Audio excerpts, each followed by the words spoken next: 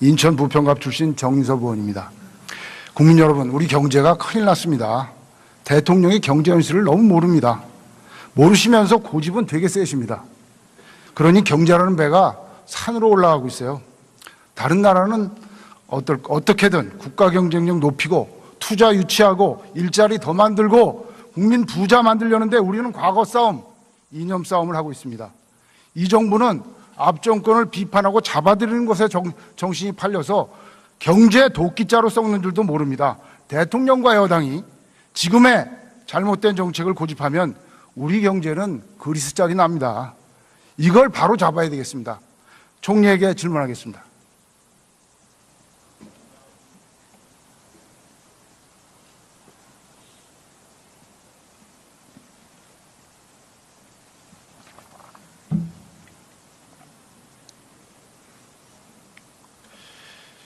예, 총리께서 보시기에 우리나라 경제정책의 컨트롤 타워, 총괄 조정 기능은 어디에 있다고 보십니까? 네, 경제부총리가 총괄하고 있죠. 그렇죠. 정부조직법상에 기재부 장관이 경제 재정정책의 수립, 총괄 조정하도록 돼 있어요. 근데 지금 보면 말이죠.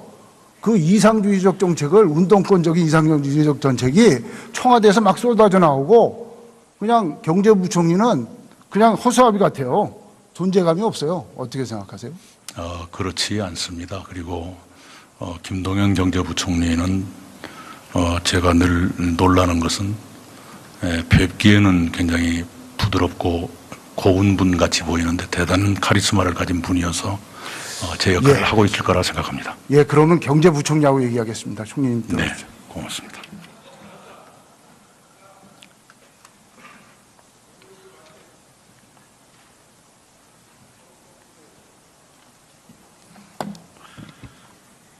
부총리님, 네. 부총리님 그 경제정책 조정회의 하십니까?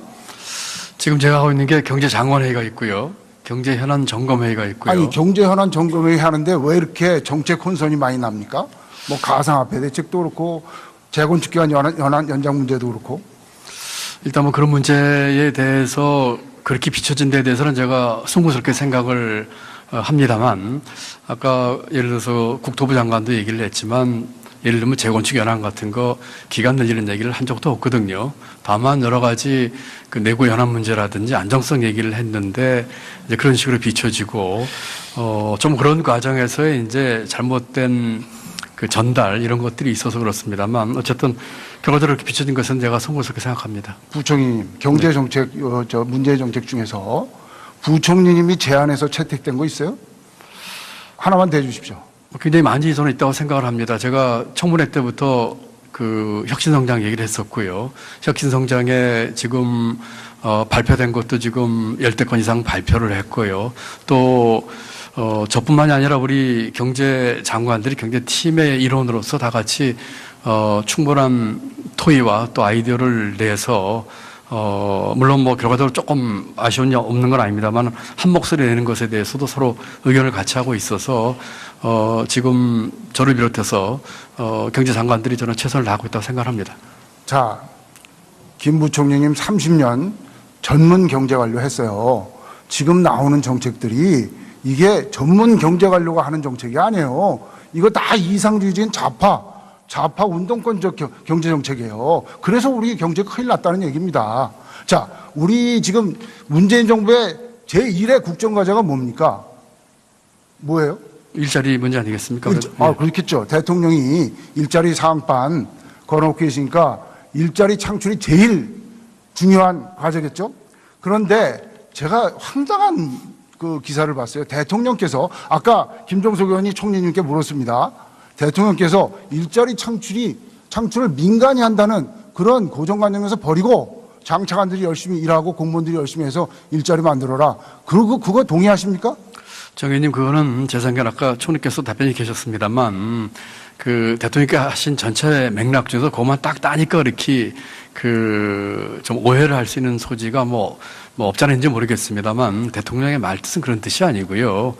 그런 뜻이 아니고요. 그 같은 회의에서도 또 인근회의에서도 그 일자리가 민간에서 나오는 것에 대한 여러 번 강조를 하셨습니다. 아니, 맞아요. 자본주의 사회에서 민간이, 기업이 돈 투자해서 그리고 투자해서 일자리 만들고 민간이 아이디어 투자해서 혁신해서 일자리 만들지 정부가 하는 게 무슨 일자리입니까? 정부는 투자일 뿐이지. 그러니까 제가 이제 그 말씀을 드리려고 하는데요. 그런 그 취지로 여러분 말씀을 똑같이 우리 정 의원님과 똑같이 했고, 다만 그때 맥락은 아까 총리께서 말씀하신 것처럼 지금 이제 에코봄 세대의 청년들이 지금 작년부터 한 5년 동안 한 39만 명이 늘어납니다.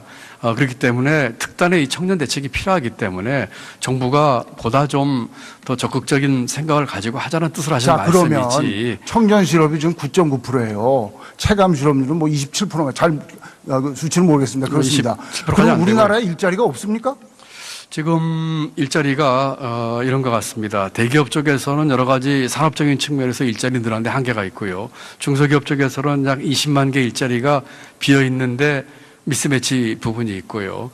그 다음에 전체적인 일자리 숫자로 봐서는 청년 실업이 늘고 있지만 경기 회복에 따라서 그 경활인구로 나오는 청년들이 늘어나서 또 고용되는 숫자도 같이 늘고 있는 그런 게 전체적인 그림입니다. 일자리는 있죠. 저 외국인들도 다 들어오는데요. 그렇습니다. 청년들이 원하는 거는 좋은 일자리입니다.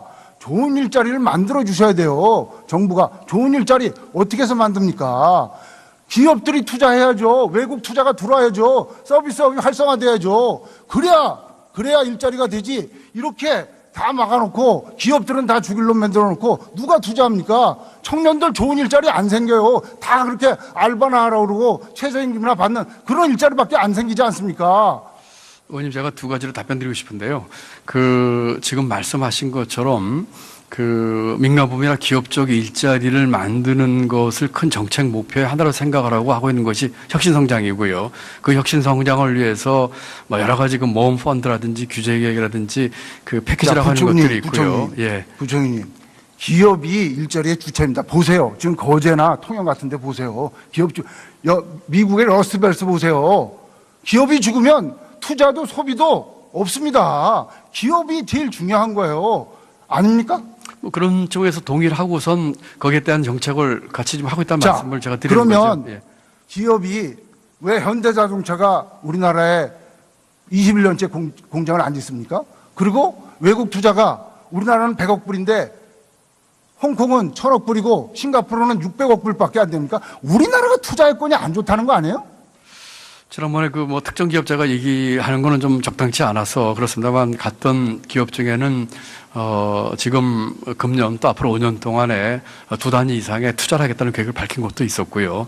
또 고용 측면에서도 그런 식으로 고용 계획을 밝힌 것도 있어서 지금 정 의원님 말씀하신 것처럼 여러 가지 경쟁력을 같이 좀 봐주신다면. 제가 가슴 아픈 거는요. 일본은 대졸 취업률이 98%고 미국은 일자리가 넘친다고 하는데 우리 청년들 옛날에는 영혼을 팔아서 취직하고 싶다는데 이제는 팔 영혼도 없대요.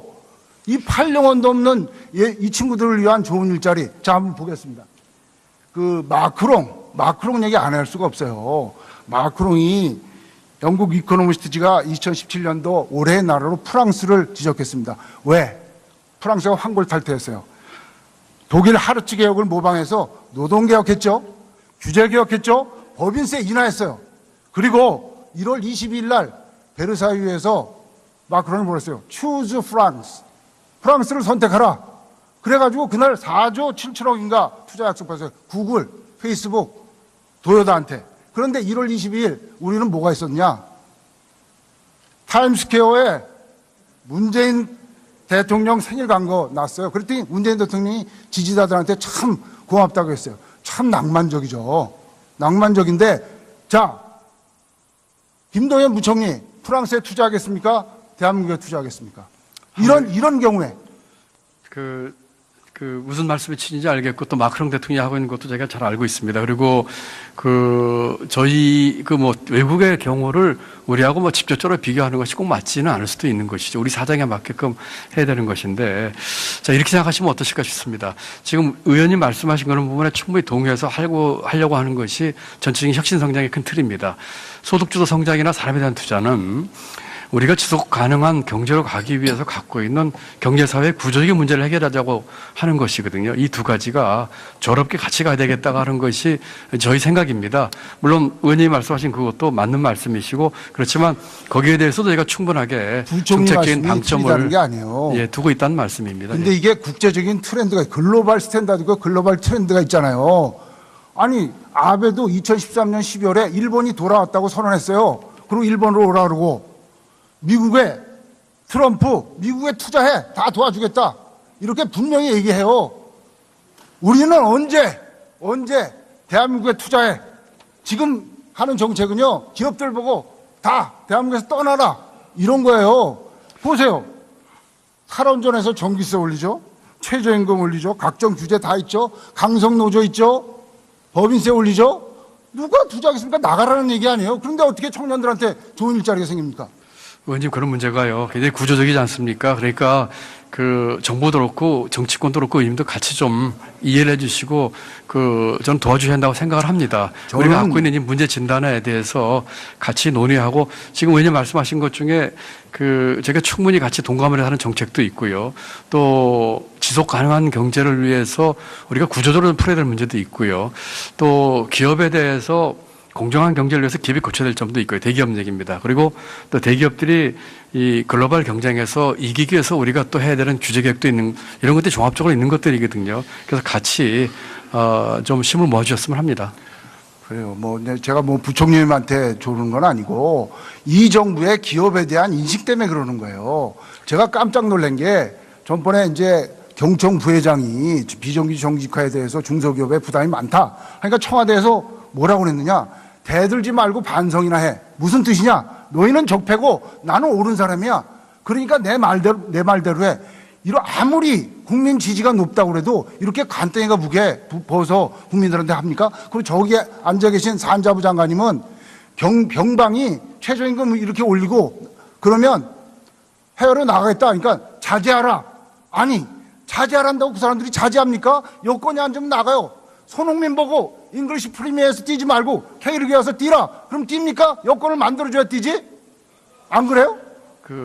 특정 기업의 제가 예를 드는 거는 적절치 않은 것 같아서 그렇지만 그런 기업들이 해외 나가겠다는 게 꼭 최저임금 문제 때문에 그런 건 아닌 거로 제가 알고 있고요. 그리고 아까 의원님도 여쭤보시고 총리께서도 경제 컨트롤이라고 말씀을 하셨는데 제가 청문회 때부터 지금까지 계속해서 기업들에 대한 영업 활동에 대한 또 기업들을 기살리기 위한 일관되게 해왔습니다. 그렇다면은 제가 대기업, 중소기업, 중견기업을 할 것 없이 기업 규모에 상관없이 우리 경제에 대해서 기업의 역할과 혁신성장의 축으로서 얘기를 계속 해왔던 거거든요. 그런데 좀 힘을 못 해주시고 같이 좀 도와주시는 그런 실험 어떻게 부총리님, 보십니까? 지난주에 중국 갔다 오셨죠? 그렇습니다. 거기서 중관층 갔다 오셨죠? 그렇습니다.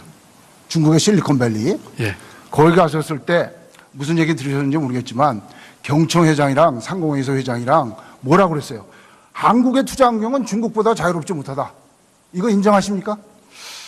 두 분 회장이 무슨 맥락으로 그런 얘기 하셨는지 모르겠지만 그렇게 이리적으로 얘기할 성격은 아니라고 생각합니다. 그러면 중간층 가셔서 보신 느낌은 뭐예요? 중강촌을 갔더니 저는 거기서 예고 없이 가서 창업하는 청년들을 만나고 싶었습니다. 두 가지 이유였었는데 하나는 우리에게 주는 창업과 혁신성장에 대한 시사점이었고요. 두 번째로는 교육에 대한 문제였습니다. 아까 청년 실업 문제 하시는데 구조적인 원인 중에 하나가 우리 교육의 동질성 문제거든요. 아까 미스매치가 중소기업에서 20만 개 나오는데 동질한 교육받은 젊은이들이 가고자 하는 그러한 지향점에 뭐라고 할까요? 통일성 때문에 생기는 미스매치가 많은 거거든요. 그런데 중국이 1년에 한 800만 명 대학 졸업자가 나오는데 그중에 300만 이상이 창업을 꿈꾼다고 해서 교육 제도라든지 창업으로 관련 동기 이 두 가지를 보기 위해서 갔는데 그러니까 우리나라도 젊은이들이 그렇게 중국처럼 창업할 수 있는 그런 열의를 가질 수 있도록 그렇습니다. 조건을 마련을 해 주셔야죠. 그렇게 마련하기 위해서 하는 것이 지금 혁신 성장 중에서 혁신 성장 생태계 조성이고 인프라를 까는 것입니다. 거기에 우리 청년들에게 모범 자본을 내주고 또 창업에 실패했을 때 안전망 해주고 하는 그런 생태계 조성하는 것이 제가 추진하는 방향입니다. 부총리님하고 저하고 이게 생각이 같은지 모르겠는데 우리나라 경제에서 가장 심각한 적폐가 뭐라고 생각하십니까? 저는 조금 뭐 어떻게 들리실지 모르겠지만 구조적으로 보면은 우리 보상 체계의 잘못된 것을 저는 뭐 보상 개인적으로 체계요? 꼽습니다. 예, 꼽습니다. 보상 체계라고 하셨네요? 그렇습니다. 무슨 보상 체계? 예를 들면은 우리가 그 학생들은 전부 인류대학 가야 되고 또 좋은데 대기업 취직해야 되고 그다음에 그러한 보상 체계를 짜여진 기득권 문제들 이런 것들에 대해서 우리가 그 나름대로 개선하지 않으면은 우리 경제 지속 가능 발전에 있어서 그 구조적인 문제가 있다고 생각을 해서 지금 기득권 얘기 잘하셨어요. 네. 기득권 제일 누리는 데가 어디냐면 강성 귀족 노조예요. 이 사람들이 기업 투자 다 막고 있어요. 좋은 일자리 이 사람들 때문에 창조가 안 돼요. 우리나라 자영업자 많습니다. 왜 자영업자가 많은 줄 알아요? 그런 좋은 일자리가 없어서 자영업을 하는 거예요. 좋은 일자리가 있으면 왜 자영업 합니까? 거기 가서 일하지? 그러니까 좋은 일자리 이거를 만들려면은 노동계 기득권층 이거 깨야 돼요. 이거 민주당 정부가 저희보다 더 잘할 수 있어요. 노동개혁은 더 잘해줄 수 있어요. 지금 보세요. IMF, OECD 연료보고서에서 뭐라고 공고했어요? 우리나라는 노동시장을 유연화해야 되고 규제개혁해야 되고 국가재정이 적극적 역할을 해야 한다.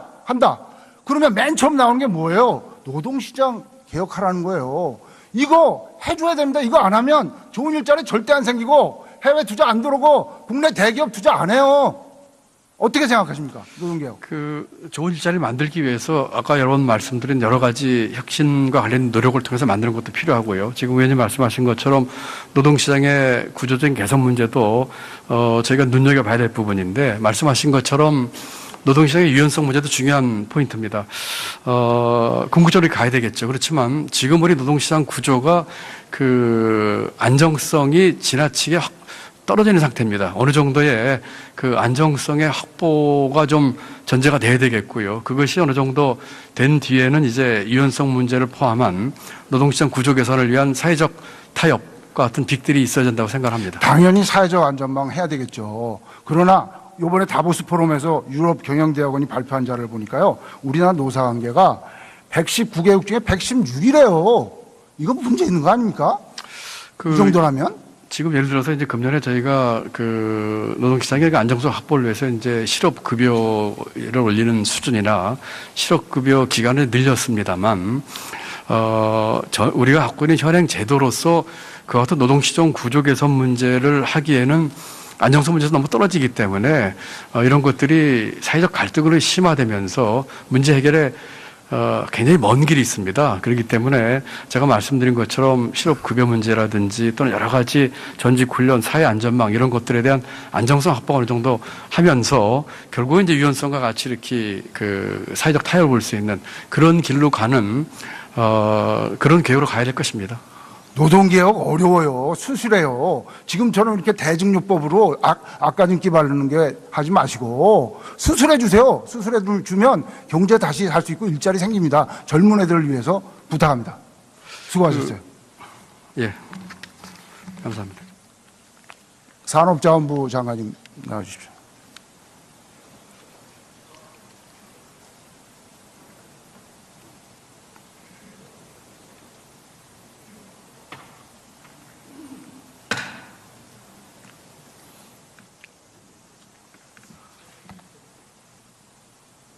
장관님, 어제 전력 수요가 8,762kW였어요. 그런데 산자부에서 올겨울 최대 전력 수요 전망치가 8,520kW였어요.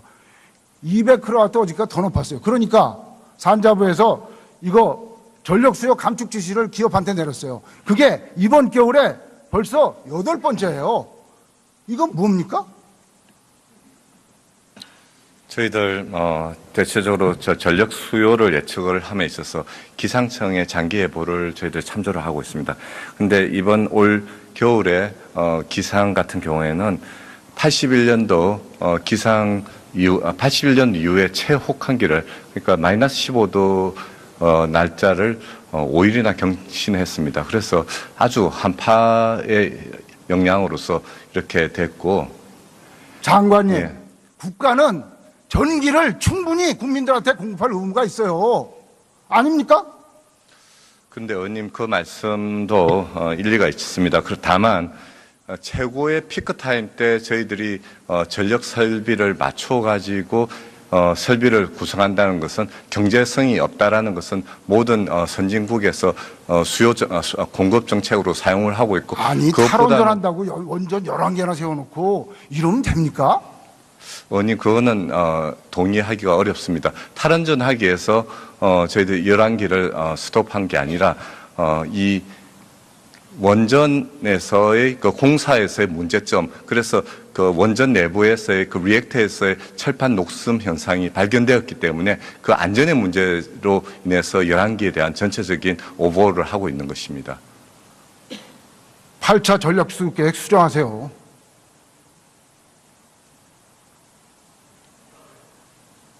자, 원전 그 수출하러 가서 외국에 가서 무어사이드 원전 계약하고 오셨죠? 그렇죠. 네, 우선 협상 대상자로서 사인했습니다. 했죠. 그럼 우리한테 물어볼 거 아니에요. 너네는 왜 원전 안 하려고 그러냐고. 왜 안 한다고 그러셨어요? 뭐 그런 질문은 없었습니다만. 당연히 없었겠지만 네. 그 사람들이 묻는다면. 대체적으로 원전을 수출하는 미국이나 일본이나 프랑스 같은 경우에도 전체적인 원전을 지금 짓지 않더라도 수출에 대한 것은 또 다르게 하고 있기 때문에 거기에 대한 이 다른 나라에서의 질의는 없었고 걱정도 그렇게 크지 않았습니다. 아, 위험해서 안 된다는 얘기 안 해요? 본인들이? 저 장관님 그거 안 하셨어요?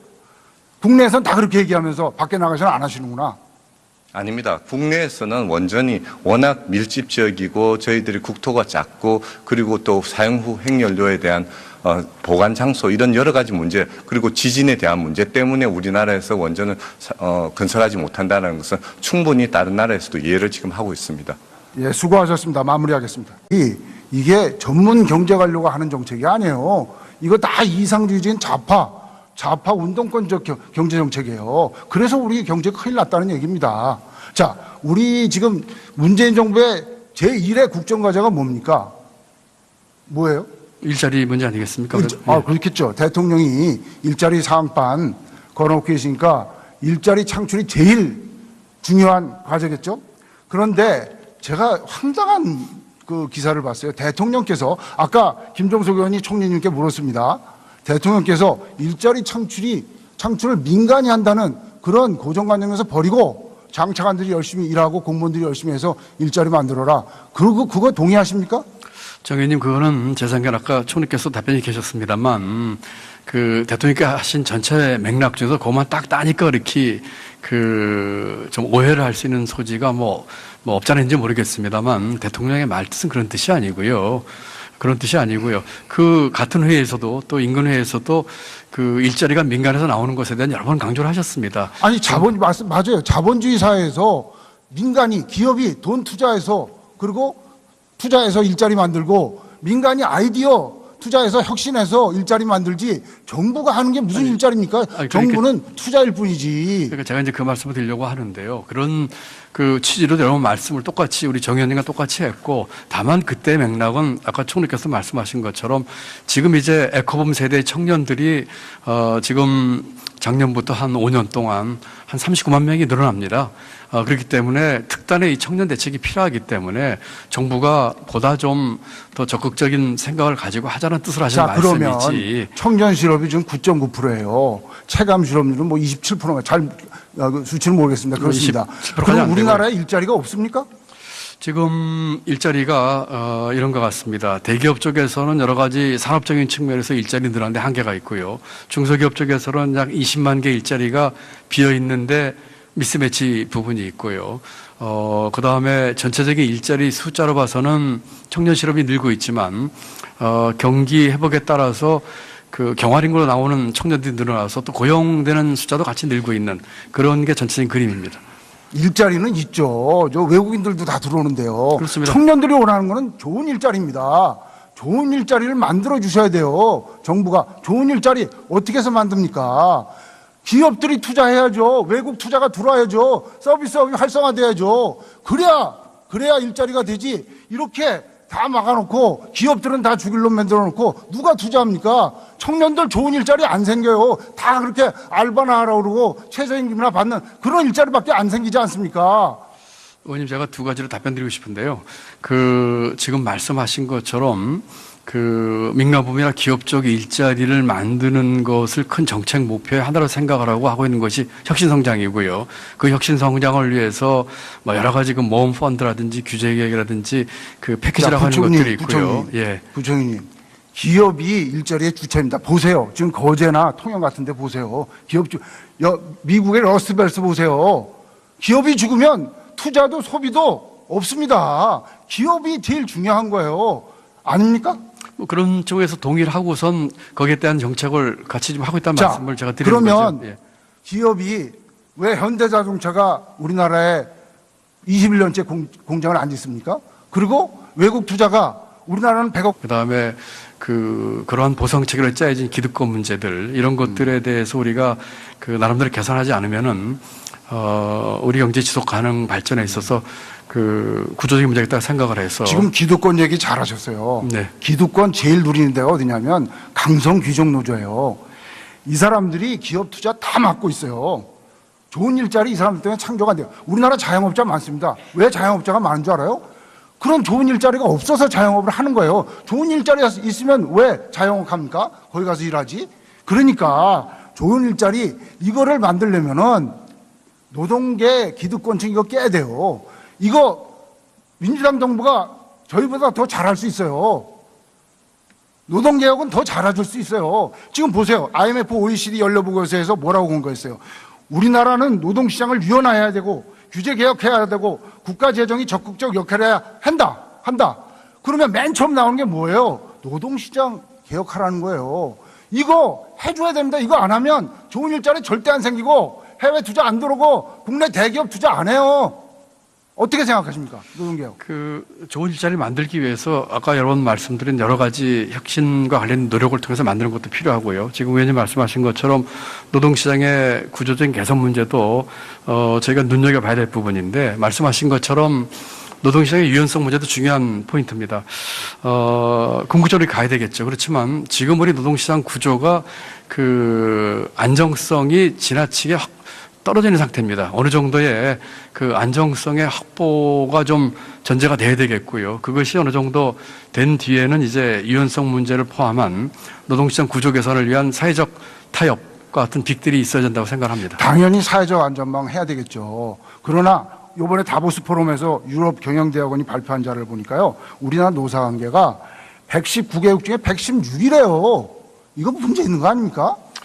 이 정도라면? 지금 예를 들어서 이제 금년에 저희가 노동시장의 안정성 확보를 위해서 이제 실업급여를 올리는 수준이나 실업급여 기간을 늘렸습니다만, 우리가 갖고 있는 현행 제도로서 그와 같은 노동시장 구조 개선 문제를 하기에는 안정성 문제에서 너무 떨어지기 때문에 이런 것들이 사회적 갈등으로 심화되면서 문제 해결에 굉장히 먼 길이 있습니다. 그렇기 때문에 제가 말씀드린 것처럼 실업급여 문제라든지 또는 여러 가지 전직 훈련, 사회 안전망 이런 것들에 대한 안정성 확보가 어느 정도 하면서 결국은 이제 유연성과 같이 이렇게 사회적 타협을 볼 수 있는 그런 길로 가는 그런 계획으로 가야 될 것입니다. 노동개혁 어려워요. 수술해요. 지금처럼 이렇게 대증요법으로 악가진기 바르는 게 하지 마시고 수술해 주세요. 수술해 주면 경제 다시 할 수 있고 일자리 생깁니다. 젊은 애들을 위해서 부탁합니다.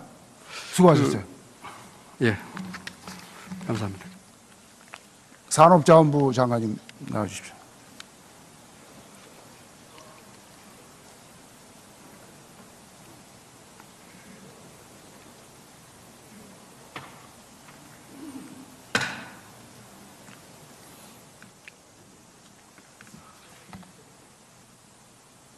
장관님, 어제 전력 수요가 8,762kW였어요. 그런데 산자부에서 올겨울 최대 전력 수요 전망치가 8,520kW였어요. 200kW 어제가 더 높았어요. 그러니까 산자부에서 이거 전력 수요 불인데 홍콩은 1,000억 불이고 싱가포르는 600억 불밖에 안 됩니까? 우리나라가 투자 여건이 안 좋다는 거 아니에요? 지난번에 그 뭐 특정 기업자가 얘기하는 거는 좀 적당치 않아서 그렇습니다만 갔던 기업 중에는 지금 금년 또 앞으로 5년 동안에 2단위 이상의 투자를 하겠다는 계획을 밝힌 것도 있었고요. 또 고용 측면에서도 그런 식으로 고용 계획을 밝힌 것도 있어서 지금 정 의원님 말씀하신 것처럼 여러 가지 경제 정책을 같이 좀 봐주신다면 제가 우선 가슴 아픈 거는요. 일본은 대졸 취업률이 98%고 미국은 뭐 일자리가 넘친다고 그러는데 우리 청년들 뭐 옛날엔 영혼을 팔아서 취직하고 싶다는데 이제는 팔 영혼도 없대요. 이 팔 영혼도 없는 이 친구들을 위한 좋은 일자리. 자, 한번 보겠습니다. 그 마크롱 얘기 안 할 수가 없어요. 마크롱이 영국 이코노미스트지가 2017년도 올해의 나라로 프랑스를 지적했습니다. 왜? 프랑스가 황골 탈퇴했어요. 독일 하르츠 개혁을 모방해서 노동개혁했죠. 규제개혁했죠. 법인세 인하했어요. 그리고 1월 22일 날 베르사유에서 마크롱이 뭐랬어요? Choose France. 프랑스를 선택하라. 그래가지고 그날 4조 7천억인가 투자 약속했어요. 구글, 페이스북, 도요다한테. 그런데 1월 22일 우리는 뭐가 있었냐? 타임스퀘어에 문재인 대통령 생일 광고 났어요. 그랬더니 문재인 대통령이 지지자들한테 참 고맙다고 했어요. 참 낭만적이죠. 낭만적인데, 자, 김동연 부총리, 프랑스에 투자하겠습니까? 대한민국에 투자하겠습니까? 이런 경우에. 무슨 말씀이신지 알겠고 또 마크롱 대통령이 하고 있는 것도 제가 잘 알고 있습니다. 그리고 저희 외국의 경우를 우리하고 뭐 직접적으로 비교하는 것이 꼭 맞지는 않을 수도 있는 것이죠. 우리 사정에 맞게끔 해야 되는 것인데, 자, 이렇게 생각하시면 어떠실까 싶습니다. 지금 의원님 말씀하신 그런 부분에 충분히 동의해서 하려고 하는 것이 전체적인 혁신 성장의 큰 틀입니다. 소득주도 성장이나 사람에 대한 투자는 우리가 지속 가능한 경제로 가기 위해서 갖고 있는 경제사회의 구조적인 문제를 해결하자고 하는 것이거든요. 이 두 가지가 조롭게 같이 가야 되겠다고 하는 것이 저희 생각입니다. 물론 의원님이 말씀하신 그것도 맞는 말씀이시고 그렇지만 거기에 대해서도 저희가 충분하게 정책적인 방점을 게 아니에요. 두고 있다는 말씀입니다. 근데 이게 국제적인 트렌드가 글로벌 스탠다드고 글로벌 트렌드가 있잖아요. 아니 아베도 2013년 12월에 일본이 돌아왔다고 선언했어요. 그리고 일본으로 오라 그러고 미국에 트럼프 미국에 투자해 다 도와주겠다 이렇게 분명히 얘기해요. 우리는 언제 대한민국에 투자해? 지금 하는 정책은요 기업들 보고 다 대한민국에서 떠나라 이런 거예요. 보세요. 탈원전에서 전기세 올리죠. 최저임금 올리죠. 각종 규제 다 있죠. 강성노조 있죠. 법인세 올리죠. 누가 투자하겠습니까? 나가라는 얘기 아니에요. 그런데 어떻게 청년들한테 좋은 일자리가 생깁니까?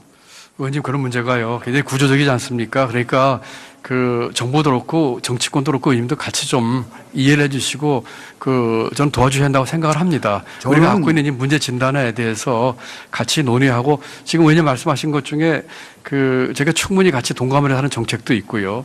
또 지속 가능한 경제를 위해서 우리가 구조적으로 풀어야 될 문제도 있고요.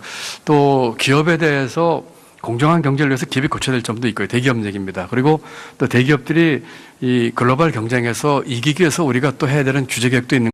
인천 부평갑 출신 정인섭 의원입니다. 국민 여러분, 우리 경제가 큰일 났습니다. 대통령이 경제 현실을 너무 모릅니다. 모르시면서 고집은 되게 세십니다.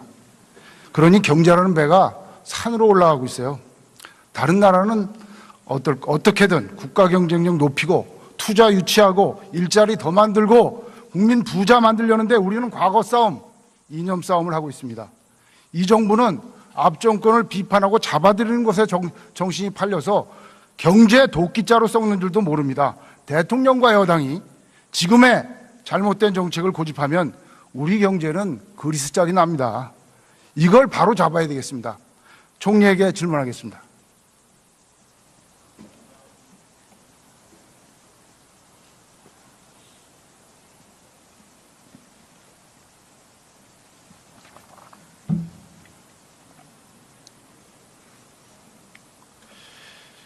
예, 총리께서 보시기에 우리나라 경제정책의 컨트롤 타워, 총괄 조정 기능은 어디에 있다고 보십니까? 네, 경제부총리가 총괄하고 있죠. 그렇죠. 정부조직법상에 기재부 장관이 경제, 재정정책의 수립, 총괄 조정하도록 돼 있어요. 근데 지금 보면 말이죠. 그 이상주의적 정책을 운동권적인 이상주의적 정책이 청와대에서 막 쏟아져 나오고 그냥 경제부총리는 그냥 허수아비 같아요. 존재감이 없어요. 어떻게 생각하세요? 그렇지 않습니다. 그리고 김동연 경제부총리는 제가 늘 놀라는 것은 뵙기에는 굉장히 부드럽고 고운 분 같이 보이는데 대단한 카리스마를 가진 분이어서 제 역할을 하고 있을 거라 생각합니다. 예, 그러면 경제부총리하고 얘기하겠습니다. 총리님 네, 들어주십시오. 고맙습니다.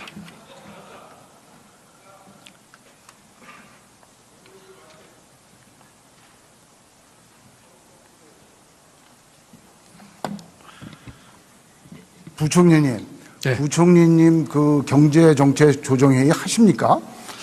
지금 제가 하고 있는 게 경제장관회의가 있고요. 경제현안 점검회의가 있고요. 아니 경제현안 점검회의 하는데 왜 이렇게 정책 혼선이 많이 납니까? 뭐 가상화폐 대책도 그렇고 재건축기간 연장 문제도 그렇고.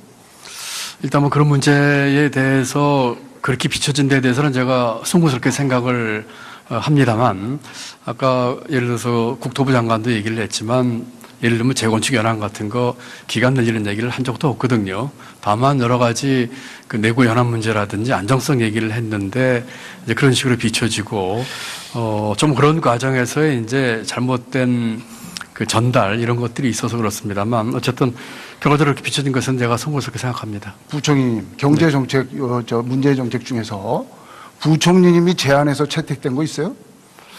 하나만 대주십시오. 굉장히 많이 저는 있다고 생각을 합니다. 제가 청문회 때부터 그 혁신성장 얘기를 했었고요. 혁신성장에 지금 발표된 것도 지금 10대 건 이상 발표를 했고요. 또 저뿐만이 아니라 우리 경제장관들이 경제팀의 일원으로서 다 같이 충분한 토의와 또 아이디어를 내서 물론 뭐 결과적으로 조금 아쉬운 점 없는 건 아닙니다만 한 목소리 내는 것에 대해서도 서로 의견을 같이 하고 있어서 지금 저를 비롯해서 경제장관들이 저는 최선을 다하고 있다고 생각합니다. 자, 김 부총리님 30년 전문 경제관료 했어요. 지금 나오는 정책들이 이런 것들이 종합적으로 있는 것들이거든요. 그래서 같이 좀 힘을 모아주셨으면 합니다. 그래요. 뭐 제가 뭐 부총리님한테 조르는 건 아니고 이 정부의 기업에 대한 인식 때문에 그러는 거예요. 제가 깜짝 놀란 게 전번에 이제 경청 부회장이 비정규직 정직화에 대해서 중소기업에 부담이 많다. 그러니까 청와대에서 뭐라고 그랬느냐? 대들지 말고 반성이나 해. 무슨 뜻이냐? 너희는 적폐고 나는 옳은 사람이야. 그러니까 내 말대로 해. 이런 아무리 국민 지지가 높다고 그래도 이렇게 간땡이가 무게 부어서 국민들한테 합니까? 그리고 저기에 앉아 계신 산자부 장관님은 병방이 최저임금 이렇게 올리고 그러면 해외로 나가겠다. 그러니까 자제하라. 아니 자제하란다고 그 사람들이 자제합니까? 여권이 안 주면 나가요. 손흥민 보고 잉글리시 프리미어에서 뛰지 말고 K리그에 와서 뛰라. 그럼 뜁니까? 여권을 만들어줘야 뛰지? 안 그래요? 그 특정 기업의 그 제가 예를 드는 거는 적절치 않은 것 같아서 그렇지만 그런 기업들이 해외 나가겠다는 게 꼭 뭐 최저임금 문제 때문에 그런 건 아닌 거로 제가 알고 있고요. 그리고 아까 그 의원님도 여쭤보시고 총리께서도 경제 컨트롤이라고 말씀을 하셨는데 제가 청문회 때부터 지금까지 계속해서 기업들에 대한 그 영업 활동에 대한 또 기업들을 기살리기 위한 그 일관되게 해왔습니다. 그렇다면은 그 제가 대기업 중소기업, 중견기업 할 것 없이 기업 규모에 상관없이 우리 경제에 대해서 기업의 역할과 혁신성장의 축으로서 얘기를 계속 해왔던 거거든요. 그런데 좀 힘을 못 해주시고 같이 좀 도와주시는 그런 실험 부총리님, 지난주에 중국 갔다 오셨죠? 그렇습니다. 거기서 중관층 갔다 오셨죠? 그렇습니다. 중국의 실리콘밸리. 예. 거기 가셨을 때 무슨 얘기 들으셨는지 모르겠지만 경청 회장이랑 상공회의소 회장이랑 뭐라고 그랬어요? 한국의 투자 환경은 중국보다 자유롭지 못하다. 이거 인정하십니까? 뭐 두 분 회장이 무슨 맥락으로 그런 얘기 하셨는지 모르겠지만 그렇게 뭐 이리적으로 얘기할 성격은 아니라고 생각합니다. 그러면 중간층 가셔서 보신 느낌은 뭐예요? 중강촌을 갔더니 저는 거기서 예고 없이 가서 창업하는 청년들을 만나고 싶었습니다. 두 가지 이유였었는데, 하나는 우리에게 주는 창업과 혁신성장에 대한 시사점이었고요. 두 번째로는 교육에 대한 문제였습니다.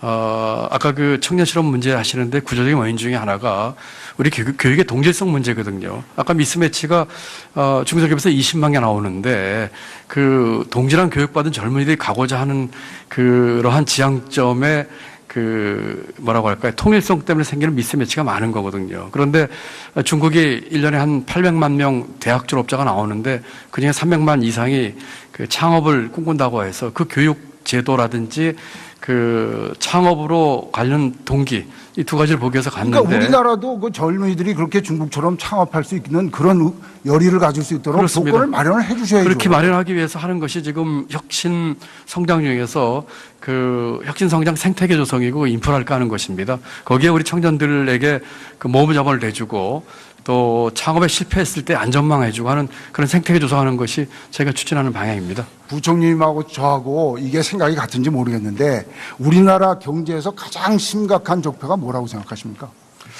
저는 조금 뭐 어떻게 들리실지 모르겠습니다만 구조적으로 보면은 우리 보상 체계의 잘못된 것을 저는 뭐 보상 개인적으로 체계요? 꼽습니다. 예, 꼽습니다. 보상 체계라고 하셨네요? 그렇습니다. 무슨 보상 체계? 예를 들면은 우리가 그 학생들은 전부 인류대학 가야 되고 또 좋은데 대기업 취직해야 되고